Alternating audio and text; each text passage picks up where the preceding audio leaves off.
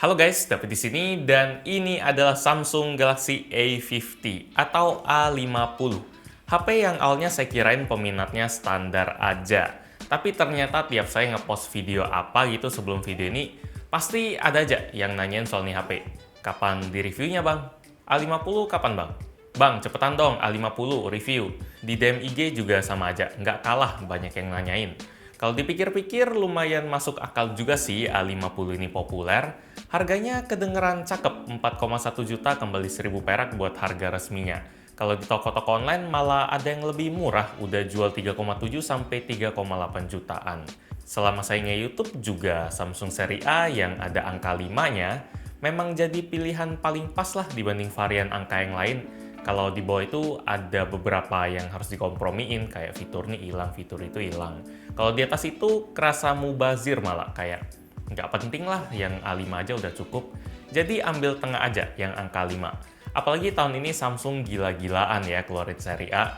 Ada yang A10, A20, A30, A50, A70, A80.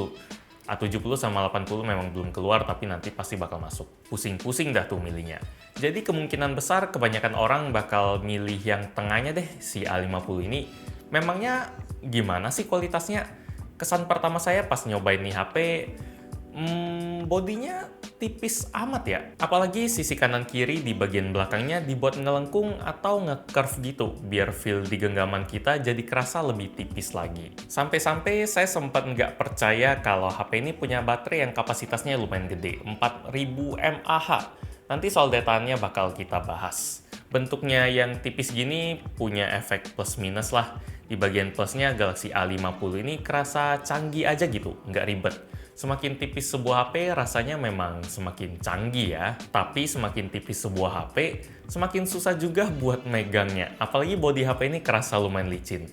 Mana Samsung nggak ngasih bonus casing lagi di paket penjualannya.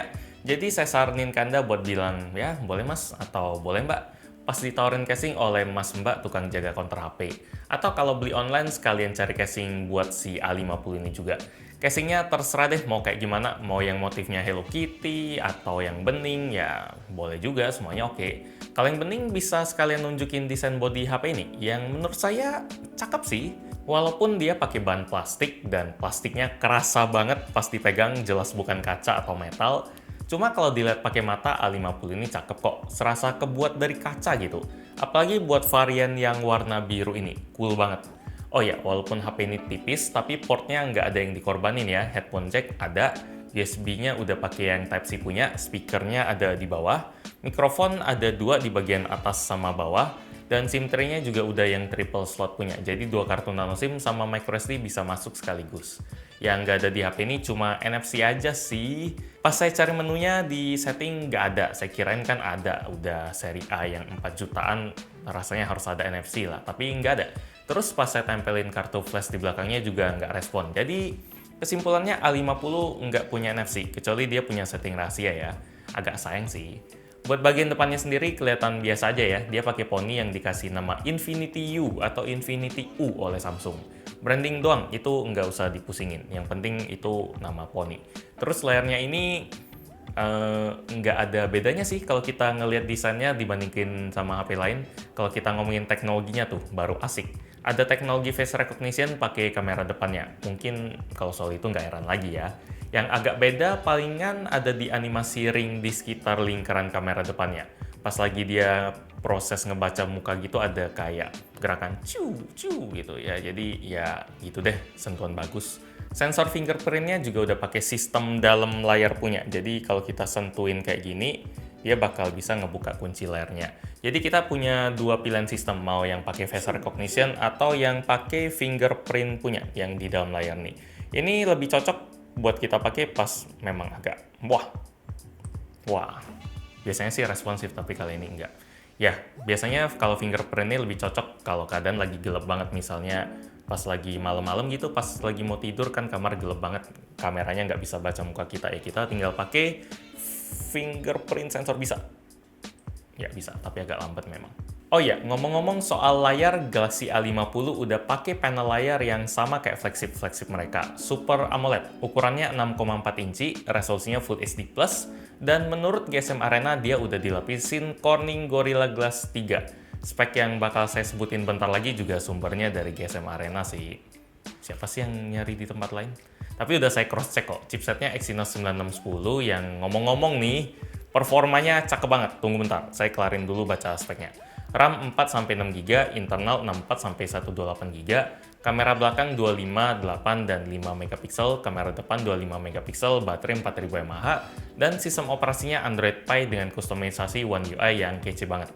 One UI di A50 ini juga sama kayak One UI yang ada di Samsung Galaxy S10 Plus yang paling baru, atau S10 yang lain deh. Mungkin nanti, atau bahasa Jepangnya yang lagi populer itu Moshimo Mata Itsuka. Semua HP Samsung mau pakai varian apapun juga bakal pakai UI yang ini. Buat sekarang sih belum semuanya HP Samsung Galaxy M masih pakai Samsung Experience. Tapi semoga nanti semuanya bakal pakai deh biar semuanya bener-bener jadi satu. Mau hardware-nya beda ya tergantung harga, tapi pengalamannya bener-bener sama.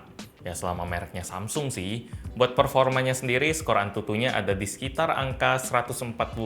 Itu kira-kira setara sama Snapdragon 660 dan Helio P70. Itu kalau kita ngelihat angka benchmarknya ya. Kalau langsung di tes gaming, gimana? Ternyata mirip-mirip juga loh kalau dipakai buat main game PUBG Mobile itu lancar jaya, walaupun tentu nggak bakal semulus pakai S10 Plus itu udah pasti sih. Pengalaman main di HP A50 ini kerasa lancar dan nggak bisa dijadiin alasan sih kalau misalnya Anda kalah. Kalau HP Anda misalnya HP yang low-end punya, bisa lah alasan kayak gini. Oke, bentar. Oh musuh nih. Lah nge-lag, oh ya. Tapi, kalau HP Anda A50, mungkin situasinya jadi kayak gini. Woi, musuh depan, Dan. Oh, wah. Nge-lag. Tapi ini A50 ya? Internetnya nih. Buat daya tahan baterainya sendiri udah bagus. Selama saya tes, bisa tahan selama sehari lebih. Ngomongin baterai memang agak tricky, tergantung pemakaian masing-masing banget. Kalau saya kan pemakaiannya ringan, buat chatting sama sosmed, dan itu sering banget saya unlock HP, buka lagi buat chatting, tapi matiin lagi. Ya cuma saya nggak main game, jadi baterainya nggak pernah kayak disedot bener-bener kenceng gitu lah. Saya kasih gambaran aja deh, pas saya nonton YouTube selama sejam pakai nih HP sambil ngerjain yang lain, videonya sudah saya save online, terus saya dengernya pakai earphone wireless Gear Icon X. Baterainya itu selama sejam cuma ngurang 8%, dan layarnya hidup terus karena YouTube kan. Ya kira-kira gitu sih, kalau buat kecepatan ngecasnya dia udah fast charging, dari 0 ke 100% sekitar 2 jam, tapi nggak sampai 2 jam kayaknya. Kalau kameranya nih, gimana? Samsung Galaxy A50 punya 3 lensa sekaligus di bagian belakang, 25 megapiksel itu yang utama, 8 itu yang ultra wide, dan 5 megapiksel buat lensa depth. Hasilnya buat saya udah lumayan bagus, cuma nggak spesial banget. Pas saya lagi cukup, nggak usah terang-terang banget, kamera HP ini udah bisa hasilin gambar yang jelas dengan warna yang cerah, saturate aja gitu dibanding aslinya. Ala post processingnya Samsung sih.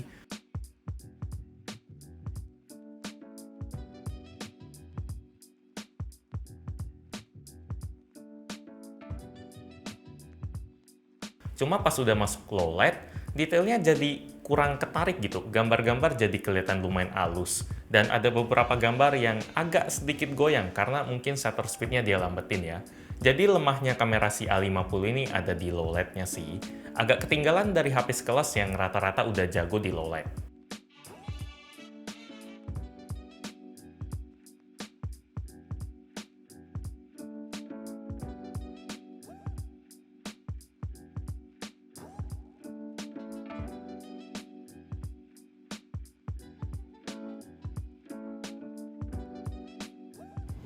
Oke, ini adalah hasil perekaman kamera belakang dari Samsung Galaxy A50. Di sini tangan saya masih nggak banyak gerak karena badan saya juga diam, jadi agak gampang ya dia ngestabilinnya. Sekarang kita coba agak gerak-gerak dikit. Di sini saya lagi bukan di Jakarta sih, tapi ya nanti di kamera depan saya bakal ngomong lagi di mana. Karena saya tadi udah rekam duluan yang kamera depan, jadi ngapain ngomong 2 kali. Ini pemandangannya lumayan bagus sih. Dan tadi videonya saya putusin soalnya katanya nggak boleh rekam gitu. Jadi kita rekam Wasa aja yang lagi main-mainin kamera dia. Lagi syuting juga. Coba lu ngomong dikit. Ngomong dong. Oke, sip. Kira-kira kayak gitu kalau ada percakapan antara ya gitu-gitulah. Jadi ya konsennya agak hilang deh pas disuruh dilarang ngerekam gitu ya. Kira-kira beginilah hasil perekaman kamera belakang dari Samsung Galaxy A50. Sekarang kita switch ke kamera depan. Tadang. Oke, jadi ini adalah hasil perekaman kamera depan dari Samsung Galaxy A50 atau A50. Sekarang tangan saya lagi diem banget, berusaha diem, jadi sistem stabilisasinya bisa dilihat efektif atau enggak. Sekarang kita coba berdiri. Sekarang lagi acara peluncuran si saudaranya si A50 sama A80, A70 sama A80. Di belakang ada wasa yang lagi syuting juga. Jadi karena ada waktu luang ya, sekalian ngambil sampel foto aja sih sekali-sekali di tempat yang agak beda. Jadi kira-kira kayak ginilah hasil perekaman kamera depan dari Samsung Galaxy A50. Waduh, terang banget dan sini panas banget. Waktu kosong nggak mau rugi, harus rekam terus. Kesimpulannya, Samsung Galaxy A50 ini gimana ya? Buat saya, HP ini dapetin surat jalan dari saya sih buat Anda yang mau beli, alias recommended. Kalau misalnya Anda dari awal memang mau sama nih HP, atau sekedar penasaran aja, A50 adalah HP yang bagus. HP ini nggak nawarin sesuatu yang luar biasa memang, nggak ada yang heboh. Tapi diam-diam, dia bisa ngasih saya pengalaman yang asik lah, desain yang cakep, terus layarnya juga mungkin yang terbaik di kelasnya. Spek yang oke banget, baterai yang tahan lama, dan kameranya lumayan bagus, kecuali low light masih agak kurang kalau itu.